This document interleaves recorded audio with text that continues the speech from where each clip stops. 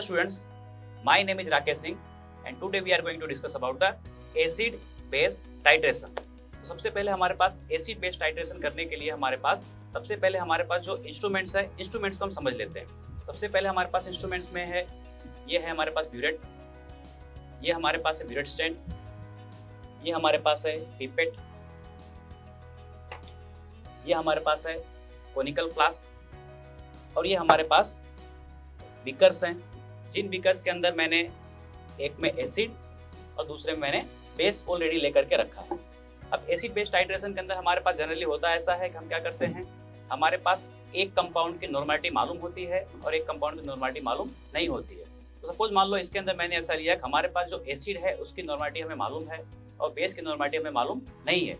Suppose मान लेते हैं हमारे पास जो बेस है जिसकी नॉर्मेलिटी हमें मालूम नहीं है, उससे हम क्या करेंगे, उससे हम लेंगे हमारे पास यहाँ पे ब्यूरेट के अंदर।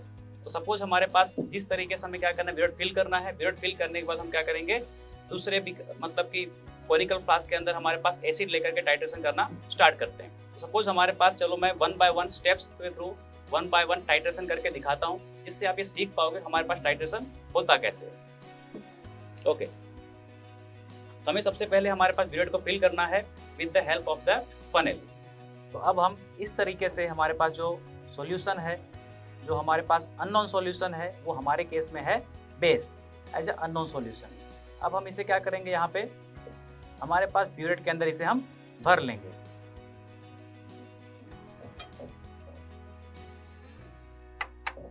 इसे भरने के बाद हमें यहाँ पे हमारे पास जो एयर गैप नीचे के साइड होता है, उस एयर गैप को हमें निकालना होगा। तो हम इसे क्या है, सेट कर देंगे एयर गैप को निकाल कर। अब एयर गैप को निकालने के बाद हमें वापस से यहाँ पे जो हमारे पास सॉल्यूशन है उसे 0 पर सेट करना है। जैसा कि आप देख सकते हैं कि हमारे पास हमने ये सॉल्यूशन को 0 पर सेट कर दिया है। अब हमारे पास इस भरने के टाइम पे ये ध्यान रखना है कि हमारे पास जो लोअर मिनिस्कस होगा उससे हमें कोइंसाइड करना है। इस तरीके से लोअर मिनिस्कस टच होना चाहिए हमारे पास रीडिंग से, इस तरीके से अरेंज करवाना है यहाँ पे। और बाद में हमारे पास दूसरा पैटर्न है कि हमें क्या करना है, हमारे पास पिपेट की हेल्प से जो हमारे पास नॉन कंपाउंड है वो है हमारे पास यहाँ पे एसिड, उस एसिड को हमें यहाँ पे सक करना है। सक करने के बाद क्या है, यहाँ पे एग्जैक्ट हमारे पास 10 ml लेना है।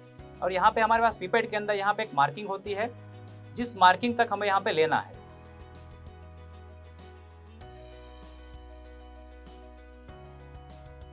जैसा कि आप देख सकते हैं मैंने मार्किंग तक एग्जैक्ट यहाँ पे लिक्विड को ले लिया है। अब हमें बहुत ही सावधानी से इसे हमारे कोनिकल फ्लास्क के अंदर ट्रांसफर कर देना है। कोनिकल फ्लास्क के अंदर हमें ये ट्रांसफर करने के बाद हमारे पास जो लास्ट ड्रॉप होता है लिक्विड का, उसे भी इसके अंदर से ले लेना है। उसे लेने के लिए मेथड ये है कि हमारे पास इसे यहाँ पे जो बल्ब है, बल्ब के ऊपर थोड़ा सा जेंटली प्रेस करना है और ऊपर से, यहाँ ऊपर से भी हमें जेंटली प्रेस करना है, जिससे क्या होगा, जो लास्ट ड्रॉप है लिक्विड का वो भी इसके अंदर गिर जाएगा। हमें ध्यान ये रखना है कि हमारे पास जो लास्ट ड्रॉप्स है वो भी इस रिएक्शन के अंदर लेना जरूरी है, वरना हमारे पास रिएक्शन के अंदर जो रीडिंग्स आती है, रीडिंग प्रॉपर नहीं आती है। इसलिए आपको ध्यान रख करके लास्ट ड्रॉप भी बहुत अच्छे से यहाँ पे संभाल करके कोनिकल फ्लास्क के अंदर ले लेना है। ओके, हमारे पास ये भी सेट है, हमने ये भी ले लिया है अभी। अब हमारे पास ध्यान ये रखना है, जिस टाइम पे हम टाइट्रेशन करते हैं तो टाइट्रेशन करने के टाइम पे हमें यहाँ पे हमें एक यूज होता है इंडिकेटर। हम जब टाइट्रेशन करते हैं तो टाइट्रेशन कब खत्म हो गया है ये हमें मालूम नहीं चलता है, इसीलिए हम यूज करते हैं एक इंडिकेटर। जो इंडिकेटर हमें ये इंडिकेट करके बताएगा हमारा रिएक्शन पूरा हो चुका है। अब हमें ब्यूरेट का एडिशन जो करना है वो हमें स्टॉप करना है। तो उसके लिए हमने यहाँ पे लिया है इंडिकेटर एज अ फिनोप्थैलीन। ये हमारे पास एक फिनोप्थैलीन है जो इंडिकेटर के तरीके से काम करेगा एसिड बेस टाइट्रेशन में। तो हम इसे 1 या 2 ड्रॉप्स लेते हैं। इंडिकेटर हमें लेने के टाइम पे ध्यान ये रखना है कि हमें ज्यादा इंडिकेटर ना जाए, हमें बस खाली 1 या 2 ड्रॉप्स ही लेना है।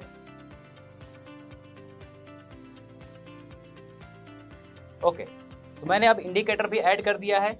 अब हमें टाइट्रेशन करने के टाइम पर हमें बस खाली जेंटली ऊपर से यहाँ पे प्रेस करना है नीचे, और क्या होगा, ड्रॉप वाइज एडिशन होनी चाहिए। जिस टाइम पे आप टाइट्रेशन कर रहे हो तो यहाँ पे एडिशन होना चाहिए drop wise with the constant stirring.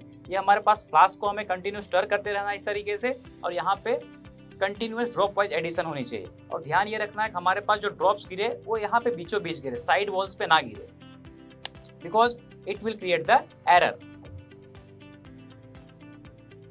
तो हमें ये कंटिन्यूअस ऐड करना स्टार्ट कर देना है। ऐड करते हुए हमें ये देखना है कि हमारे पास जो स्टार्टिंग में कलर है वो कलरलेस है, और हमारा एंड पॉइंट आएगा लाइट पिंक। तो हमें हमारे कलर के ऊपर ध्यान देना है एडिशन करने के टाइम पर।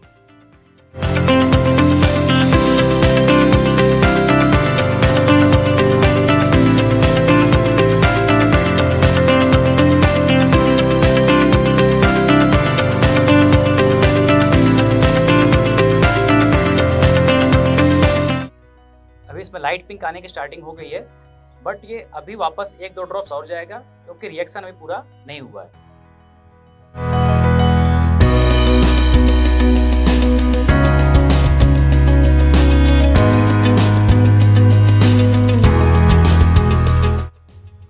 अब आप देख रहे होंगे ये लाइट पिंक कलर का दिखना स्टार्ट हो गया है और ये सेक करने के बाद वापस लाइट पिंक कलर गायब नहीं हो रहा है। हमें इस तरीके से कंटिन्यू सेक करके देख लेना है बार बार, जिससे लाइट पिंक कलर अगर गायब हो गया है, हो रहा है, तो उसे हमें और ऐड करना है सॉल्यूशन। अगर गायब नहीं हो रहा है that means this is our end point. और ये सेक करने के बाद काफी सारे टाइम के बाद भी ये हमारा पिंक कलर गायब नहीं हो रहा है, that means this is our end point. After taking the end point, reaching to the end point, we have to take the reading. Reading लेने के लिए हमें यहाँ पे इस तरीके से अपनी फिंगर्स को रखना है और यहाँ पे चेक करना है। तो यहाँ पे मेरी रीडिंग होकर के आ रही है 13.5। तो हमारी पहली रीडिंग आई 13.5। In the same manner we have to take the multiples readings. तो हमारे पास जब पहली रीडिंग हो जाए तो उस टाइम पे हमें ग्लास वेयर को साफ करके वापस से दूसरी बार सेम वही प्रोसेस करनी है टाइट्रेशन की। ओके, तो हमारे पास ये दूसरा सेट हमने तैयार कर लिया है। अब हमें वापस से दूसरी बार रीडिंग लेकर के चेक करना है क्या हमारे पास जो रीडिंग्स आ रही थी या लास्ट टाइम जो रीडिंग आई थी वो ये रीडिंग सपोर्ट करता है या सपोर्ट नहीं करता है।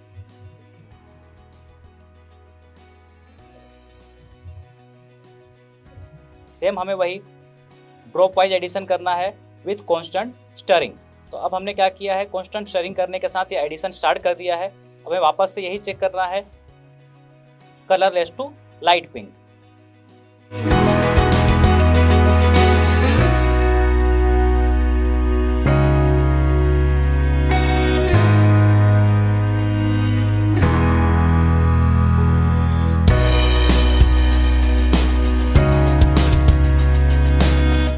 It will require some new drops।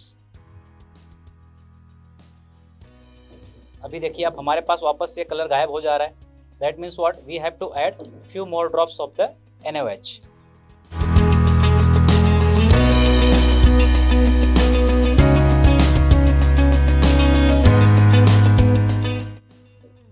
अब आप देख सकते हैं कि हमारे पास दूसरा भी लाइट पिंक कलर परमानेंट रह रहा है, ये जा नहीं रहा है अभी। That means what? This second set is also completed। अब हम क्या करेंगे, अब हम यहाँ पे वापस से रीडिंग ले लेंगे। जो हमारी रीडिंग आ रही है यहाँ पे 26।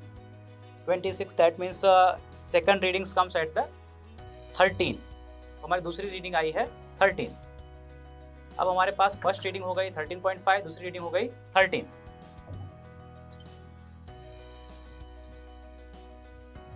अब हमें वापस से थर्ड रीडिंग लेकर के चेक करना है कि हमारे पास कौन सी रीडिंग कंफर्म है।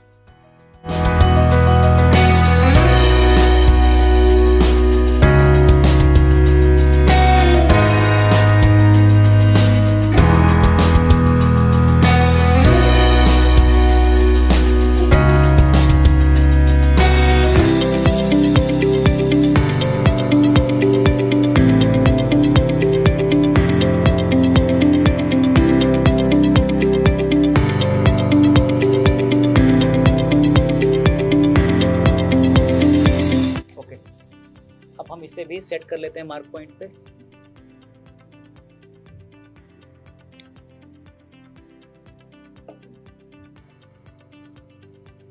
अब वापस से हमें ड्रॉप वाइज एडिशन करके ये टाइट्रेशन कंप्लीट करना है।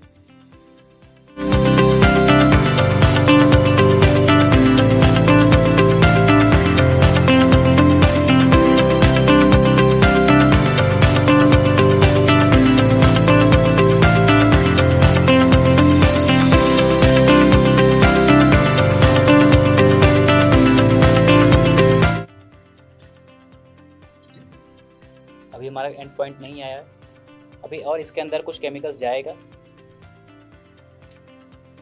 We have to add some more drops.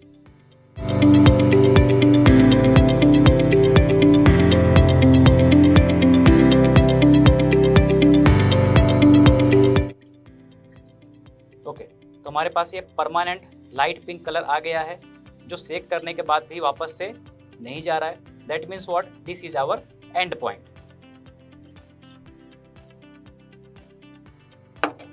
तो हम तीसरी यहाँ पे वैल्यू ले लेते हैं, जो वैल्यू आ रही है 39.5, दैट मीन्स 13.5। तो हमारी थर्ड रीडिंग आई 13.5। फर्स्ट रीडिंग हमारे पास है 13.5, सेकंड रीडिंग हमारे पास 13, थर्ड रीडिंग हमारे पास 13.5। सो हमारे पास इन केस हमारे पास 3 रीडिंग्स हैं, तो हमें क्या करना है, हमारे पास कॉन्करेंट रीडिंग्स को लेना होता है। हमारे केस में यहाँ पे 13.5 will be the concurrent readings. Concurrent reading का मतलब यह है कि हमारे पास रीडिंग्स कितनी रिपीट हो रही है या वो कितनी बार रिपीटेशन के टाइम पे वो आ रहा है। तो मतलब हमारे आज के प्रैक्टिकल के अंदर जो हमारी रीडिंग है वो है 13.5। अब हमें क्या करना होगा, 13.5 लेकर के हमें ये कैलकुलेट करना होगा कि हमारे पास जो अननोन कंपाउंड है, जो बेस है, जो हमने ब्यूरेट में भरा है, उससे हम सिस्टमेटिक वे में कैसे उसका नॉर्मलिटी फाइंड कर सकते हैं। ओके, तो जैसा कि हमने लास्ट टाइम देखा, टाइट्रेशन करके हमारे पास टाइट्रेशन करने के बाद वैल्यूज आ चुकी हैं। अब हमें टाइट्रेशन करने के बाद जो वैल्यूज आई हैं उनकी हेल्प से हमें क्या है, अननोन कंसंट्रेशन जो है उसे हमें फाइंड करना होता है। सबसे पहले हम हमारे पास लेते हैं यहाँ पे एम, और हमारे पास एम है to find out the unknown concentration. हमारे पास अननोन कंसंट्रेशन फाइंड करना है किसका, डाइल्यूट NaOH का, जो हमने लिया था हमारे पास ब्यूरेट के अंदर। और हमारे पास नोन क्या है, with the help of 0.1 molar HCl solution. तो हमारे पास यहाँ पे 0.1 मोलर का HCl सॉल्यूशन है जो हमारे पास नोन है, और अननोन है हमारे पास डाइल्यूट NaOH। तो अब हम कैलकुलेशंस के हेल्प से ये फाइंड आउट करेंगे कि हमारे पास जो अननोन कंसंट्रेशन है NaOH का वो कितना है। सबसे पहले हम यहाँ पे लिखने के टाइम पे हमें ध्यान ये देना है कि हमें सारी चीज़ें सिस्टमेटिक वे में लिखनी है। ये लिखने के बाद हमें कैलकुलेट करना होता है। तो सबसे पहले हमें जो चीज़ें हमने करी हैं, तो हमने यहाँ पे ब्यूरेट में लिया है हमारे पास, वो लिख देना है। तो ब्यूरेट में हमने लिया था हमारे पास unknown dilute NaOH, unknown dilute NaOH। दूसरा हमारे पास पिपेट में हमने क्या लिया था वो भी लिख देते हैं। पिपेट में हमने लिया था 0.1 मोलर का HCl solution. Okay, burette and pipette. इसी तरीके से हमारे पास जो अननोन कंप्यूटर्स के साथ साथ यहाँ पे हमने इंडिकेटर लिया था, जो हमें इंडिकेट करके ये बताएगा कि हमारा रिएक्शन पूरा हुआ है या पूरा नहीं हुआ है। तो वो हमारे पास इंडिकेटर है फिनोप्थैलीन।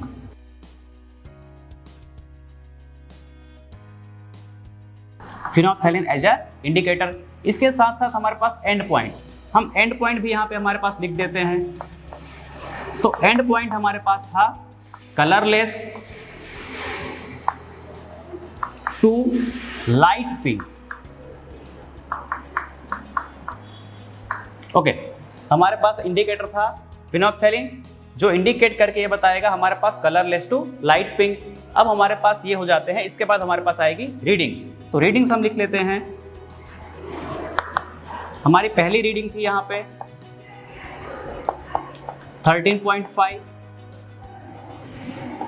दूसरी रीडिंग थी हमारे पास 13, तीसरी रीडिंग थी हमारे पास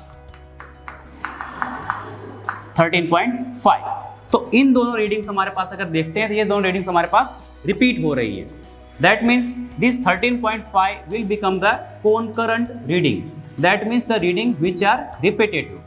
हम इसे 13.5 को कंसीडर करेंगे कैलकुलेशन के लिए। हमें कैलकुलेशन करने के टाइम पे ध्यान ये देना होता है, हमें इन तीनों रीडिंग्स का एवरेज नहीं लेना है। हमें इन तीनों रीडिंग्स का एवरेज नहीं लेना है। हमें जो 2 रिपीटेटिव रीडिंग्स या 3 रिपीटेटिव रीडिंग्स आ रही हैं उन्हीं का क्या है, कांस्टेंट रीडिंग लेना है। सपोज मान लो यहाँ पे आपके पास 13.5 तीनों टाइम है तो 13.5 लेना है। ठीक है, आपको ये देखना है एटलीस्ट आपके पास 2 रीडिंग्स रिपीट आ रही हो, उसी के पास से आपको क्या है, कैलकुलेशन करने के लिए आगे बढ़ना है। तो इसे कैलकुलेशन करने से पहले हम यहाँ पे लिख देते हैं हमारे पास रिएक्शन। तो रिएक्शन हमारे पास क्या होता है, यहाँ पे रिएक्शन के लिए हमने लिया है, एक में NaOH, दूसरे में हमने लिया है HCl। तब यहाँ पे रिएक्ट होकर के हमारे पास बन जाएगा यहाँ पे salt and water, NaCl plus H2O।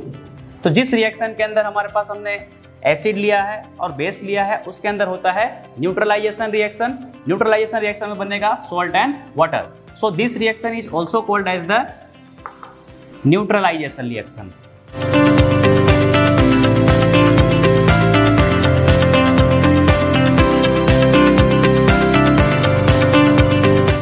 Okay, अभी हमारे पास हो गया है न्यूट्रलाइजेशन रिएक्शन। अब हमारे पास हम फॉर्मूला रखते हैं जिस फॉर्मूला से हम कैलकुलेट कर पाएंगे हमारे पास अननोन कंसंट्रेशन। तो फॉर्मूला हमारे पास है A1 M1 V1 is equal to A2 M2 V2। तो सपोज हम इस साइड को हम मान लेते हैं कि ये हमारे पास है बेस वाला, ये हमारे पास है एसिड वाला। तो हम यहाँ पे क्या करेंगे, सबसे पहले ये मान लेते हैं कि हमारे पास A1 M1 V1 represents base, A2 M2 V2 represents acid. तो हम ये समझ लेते हैं कि हमारे पास A1 M1 V1 क्या है। इसके बाद हम आगे बढ़ते हैं। तो सपोज हमारे पास यहाँ पे A1 जो है, A1 अगर हमने यहाँ पे बेस का लिया है तो जो बेस होता है उसका एसिडिटी होता है और जो एसिड होता है उसका बेसिसिटी होता है। सो over here A1 is the base. So base के हमारे पास है A1 NaOH। सो NaOH के पास हमारे पास जो उसकी एसिडिटी आएगी वो आएगी 1। तो यहाँ पे हम A1 ले लेते हैं, acidity of NaOH that is equal to 1, because इस NaOH में से खाली एक ही OH रिलीज होगा, इसलिए हम उसकी वहां पे एसिडिटी लेते हैं 1। दूसरा M1 जो है वो हमें फाइंड आउट करना है। ओके, मोलारिटी हमें फाइंड आउट करना है। M1 is the molarity of NaOH that we have to find it out. And V1 ये हमारे पास है ब्यूरेट रीडिंग। ब्यूरेट रीडिंग हमारे पास क्या है, ऊपर से जो NaOH डाल रहे थे वो, तो ये हमारे पास आएगी ब्यूरेट रीडिंग, जो हमने यहाँ पे कॉन्करेंट रीडिंग में लिया है 13.5। ओके, ये हमारे पास हो गया बेस का। अब हम दूसरा लिखेंगे हमारे पास एसिड का। एसिड का हमारे पास A2 है। A2 is equal to the basicity of HCl that will equal to the 1।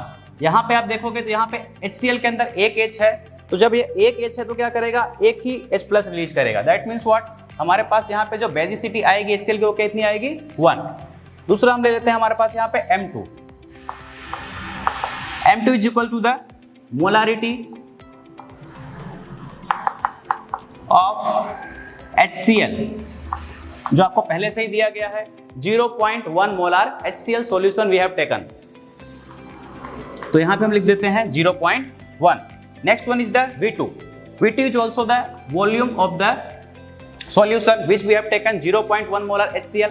वो हमारे पास कितना हमने लिया था, वो हमने लिया था पिपेट के अंदर 10 ml। तो यहाँ पे हमारे पास है volume of acid that is equal to 10 ml।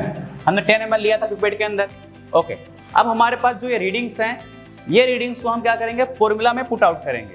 तो यहाँ पे मैं इज इक्वल टू करके लिखता हूँ A1 is equal to 1, M1 we have to find it out,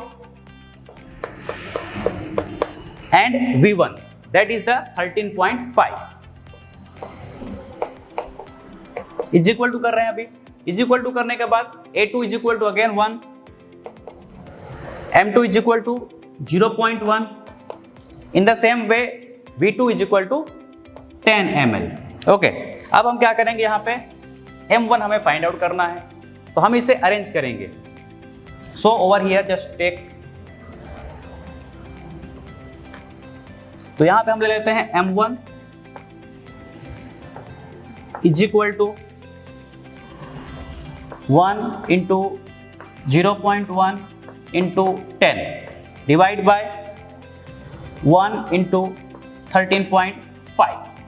तो जो ये कैलकुलेट करने के बाद M1 की जो वैल्यू आएगी that is the molarity of NaOH solution, जो आप कैलकुलेट करके फाइंड आउट कर सकते हो आसानी से। ठीक है, so this one will become the molarity of NaOH solution which is unknown. जो वैल्यू यहाँ पे आएगी वो आपका हो जाएगा मोलारिटी, जो हमें अननोन कंसंट्रेशन फाइंड करना था वो।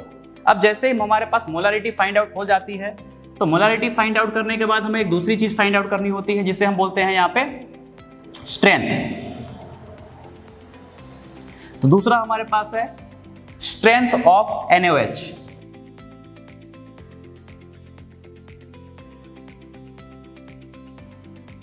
स्ट्रेंथ NaOH की फाइंड करने के लिए फॉर्मूला है हमारे पास, इज इक्वल टू करके यहां पे कर रहे हैं मोलारिटी इनटू मोलेक्युलर वेट। तो जो मोलारिटी की वैल्यू यहाँ पे आएगी उसे हमें यहाँ पे लिख देना है, मैं यहाँ से m से रिप्रेजेंट करता हूँ, और मोलेकुलर वेट, तो हमने जो मोलेकुलर वेट यानी कि इसका NaOH का मोलेकुलर वेट, सपोज हमारे केस में NaOH का मोलेकुलर वेट है 40, उसे हम 40 से जब मल्टीप्लाई करेंगे तो यहाँ पे जो वैल्यू आएगी वो हमारी वैल्यू हो जाएगी स्ट्रेंथ की, NaOH की है हमारे पास यहाँ पे स्ट्रेंथ।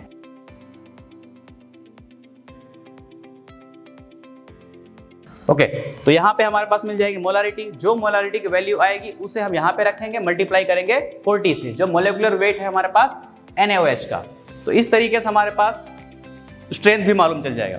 इसे आपने ये देखा कि हमारे पास इस कैलकुलेशन के अंदर हम दो चीजें फाइंड आउट कर रहे हैं, एक अननोन कंसंट्रेशन ऑफ NaOH का, इसी के साथ साथ strength of the NaOH। So in this manner we are going to find it out the concentration of one unknown compound with the known compound in the titration method. This is the basic titration method of acid and base.